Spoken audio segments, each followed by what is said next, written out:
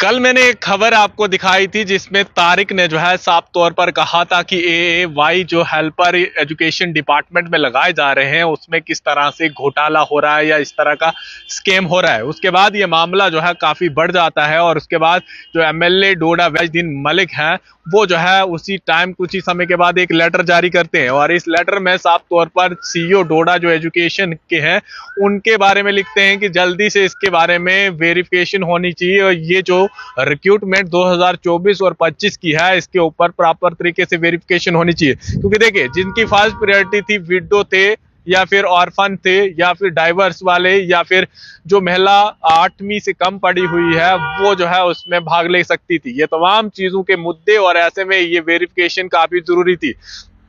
एक मुबारक के पात्र भी बनते हैं यहाँ के मेराज मलिक, क्योंकि तमाम जब भी इस तरह की खबर सामने देखने को मिलती है तब भी तुरंत कोई एक्शन लेने में जुड़ जाते हैं। चाहे फिर असेंबली में आपने देखा होगा और इस तरह के मुद्दे लोग भी यही चाहते हैं कि हमारा नेता बस ऐसा जैसा होना चाहिए जो हमारी बात को सुने और इस तरह से कोई भी घोटाला या कोई भी इस तरह का स्कैम हो रहा हो वो जो है हमारे साथ में खड़ा हो। एक वर्ड जो है आप अपने एमएलए के लिए भी लिख सकते हैं और साथ में जो एजुकेशन डिपार्टमेंट में इस तरह का अगर स्कैम हो रहा है या फिर आपके आसपास जो चीजें हो रही हैं वो भी आप बता सकते हैं और इस तरह का डाटा जो है आप अपने एमएलए को भेज सकते हैं ताकि जल्दी से कोई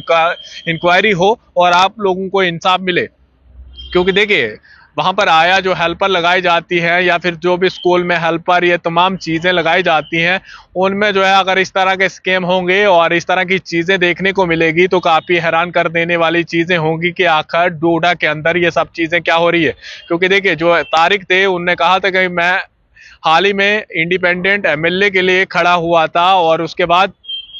उन्होंने इस डॉक्यूमेंट का प्रॉपर वेरीफाई करने के बाद इस तरह से डीसी ऑफिस या फिर सीईओ ऑफिस ये तमाम जगहों पर जा रहे हैं, भटक रहे हैं, धक्का खा रहे हैं कि इस तरह की चीजें जो है डोडा के अंदर हो रही हैं। और ये तमाम चीजें ये लेटर देख लीजिए, क्योंकि देखिए अगर फिलहाल इस तरह से मैंने कभी पहले देखा नहीं है, सोचा क्यों ना आपको ये खबर मैं दिखा दूं, क्योंकि ये खबर मैं कल भी दिखा सकता था। कुछ समय पहले ही मैंने खबर लगाई थी और कुछ ही देर बाद ही जो है मेराज मलिक का एक कमेंट भी आया था, बिल्कुल आप देख सकते हैं। और उसके बाद कुछ ही समय के बाद एक लेटर उनके सोशल मीडिया हैंडल पर पोस्ट भी कर दिया गया था। अब मुझे उम्मीद है कि जल्दी से इसके ऊपर कोई इंक्वायरी होगी और जो भी कोई इल्जाम लगे थे ये तमाम चीजें जो है उसके ऊपर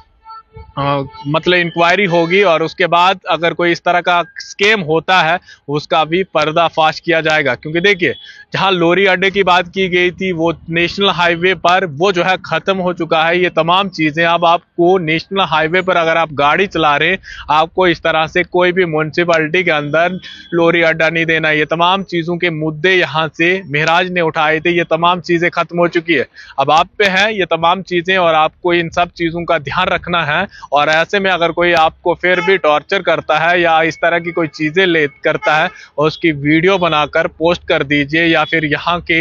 एमएलए या अपने नेता को भेज दीजिए, ताकि आज भी जो है ये सब चीजें हो रही हैं। फिलहाल अपनी राय जरूर रखिएगा और आया हेल्पर के बारे में जरूर बताइएगा और अपने कमेंट बॉक्स में